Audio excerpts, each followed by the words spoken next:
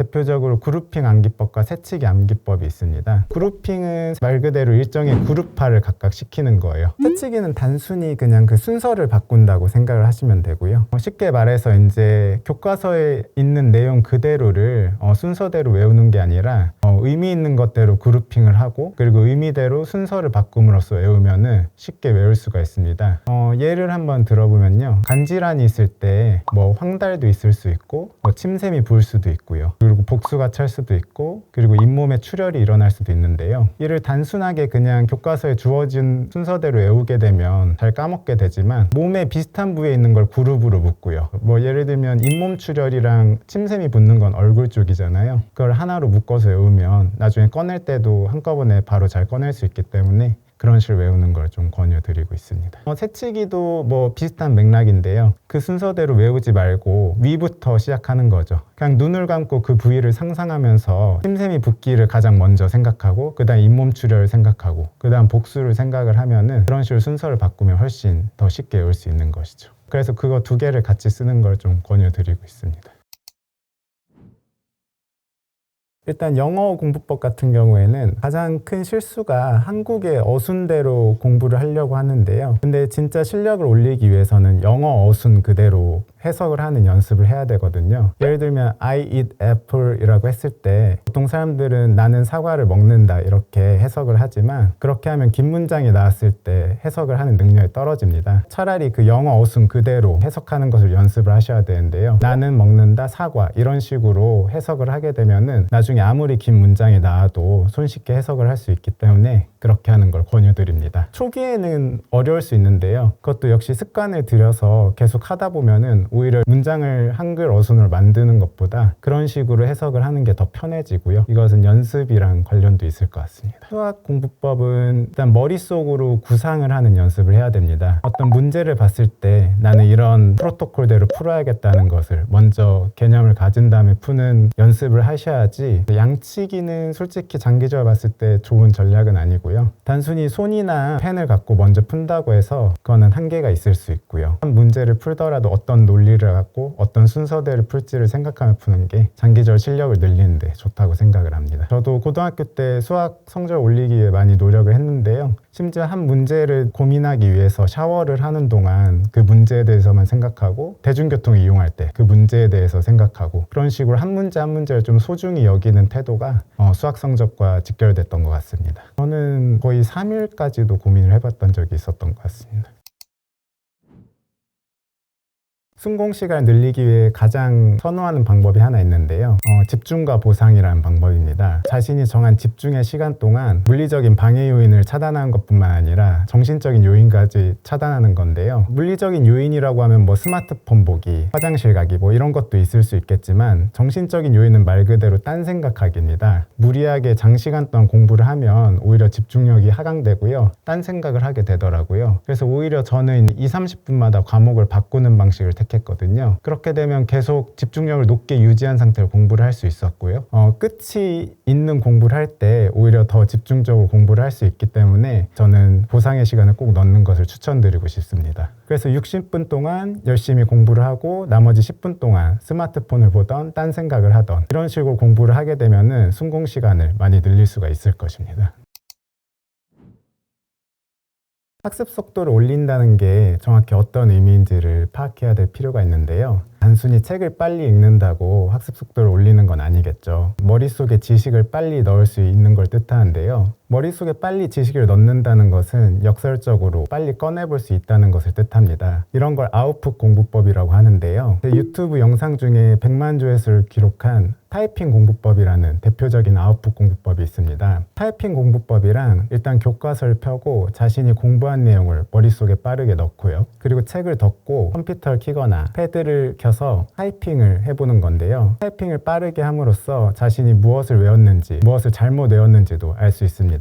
그래서 다시 교과서를 펴고 자신이 타이핑한 것을 비교해봄으로써 메타인지적으로 공부를 빠르게 할 수 있는데요, 그래서 자신이 잘 못 외운 정보를 모르는 것만 빠르게 습득할 수 있습니다. 이렇게 한다면 공부 속도를 기하급수적으로 올릴 수 있습니다. 아무 생각 없이 그냥 책만 주구장창 읽는다고 해서 그게 머릿속으로 들어오진 않을 거고요, 빠르게 자신이 모르는 것 위주로 공부를 할 때는 타이핑 공부법이 정말 효과적인 방법이 될 수 있고요.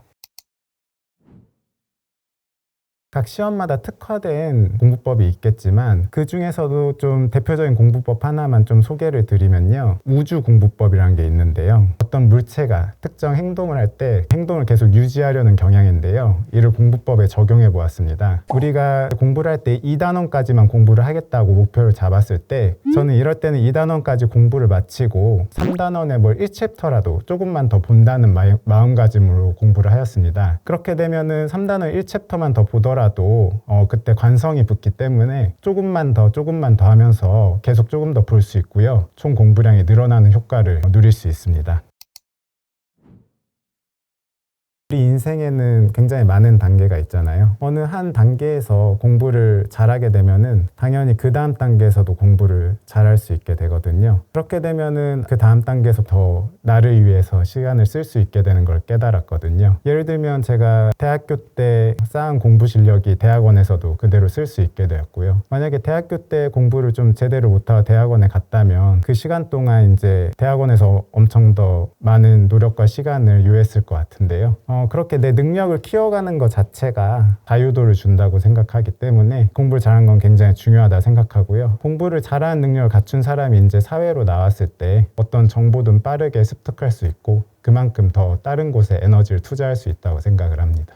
말씀하신 것처럼 공부가 아닌 곳에 특출난 재능이 있을 때 거기에 투자하는 것도 굉장히 좋은 전략이라고 생각하는데요. 다른 분야를 택했을 때와 공부를 택했을 때 성공 확률이 다르다고 생각합니다. 예를 들면 학생 수 30명 중에 5등을 했다고 해도 충분히 인서울 상위권 대학에 들어갈 수 있고요. 그렇게 되면 뭐 취직을 한다거나 뭐 이럴 때 충분히 좋은 능력을 증명할 수 있겠죠. 하지만 어떤 다른 분야에서 30명 중에 5등을 한다고 했을 때 그 분야에서 성공할 확률은 높지 않다고 생각하거든요. 적어도 뭐 3만 명 중에 5등 정도는 해야지 그 분야에서 특출난 재능을 보일 수 있기 때문에 확률론적으로 봤을 때 공부를 택하는 게 저는 웬만하면 좋다고 생각하고요. 물론 3만 명 중에 5등 할 정도의 능력이 있다면 그쪽으로 가는 게 맞겠죠.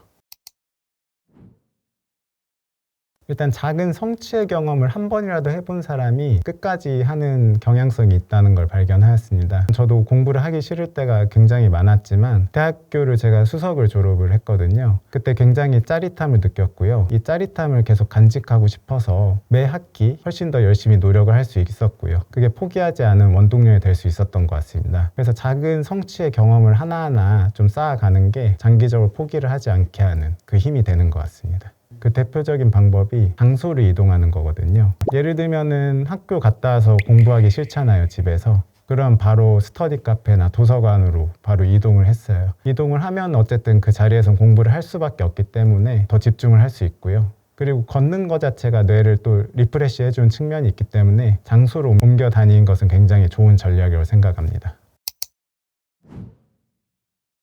제가 동기부여를 할 때 가장 강조하는 이론이 하나 있는데요. 이 세상 모든 일은 설득에서 시작해서 설득에서 끝난다는 말을 제가 아주 깊게 믿고 있거든요. 여기서 설득을 할 수 있는 요소는 크게 두 가지로 나뉘는데요. 크게 패시브한 요소와 액티브한 요소라고 할 수 있는데요. 패시브한 요소는 그 사람 자체가 설득이 되는 요소라고 할 수 있고요. 예를 들면 뭐 학력이 매우 뛰어난다던가 뭐 언변이 굉장히 뛰어난다던가 외모가 뛰어나다면 그거 자체로도 큰 힘을 가질 수 있기 때문에 그 사람이 여러 곳에서 설득이 될 수 있습니다. 반면 액티브한 요소는 그때그때 그 사람이 해야 되는 노력을 뜻하는데요. 대표적인 하나가 공부라고 생각을 하고요. 패시브한 요소를 충분히 키워놓으면은 그만큼 나의 에너지를 절약할 수 있고요. 그 남는 에너지를 바탕으로 다시 패시브한 요소를 계속 키우거나 그 에너지를 내 주위의 소중한 사람들을 지키는 데 쓸 수 있다고 생각하기 때문에 이 개념을 갖고 항상 포기하지 않고 끝까지 노력하려고 하고 있습니다. 세상은 어쩌면 여러분들한테 원하는 것을 주는 게 아니라 필요한 것을 준다고 생각한 적이 있거든요. 가령 목표한 시험에 한번 떨어졌다고 해도 다시 도전을 하면서 거기서 얻을 수 있는 많은 경험들이 있거든요. 그 경험을 하라고 세상이 나에게 이런 기회를 다시 줬다고 생각을 하면은 좀 더 자신이 노력하는 일에 큰 의지를 갖고 정진할 수 있을 것 같습니다.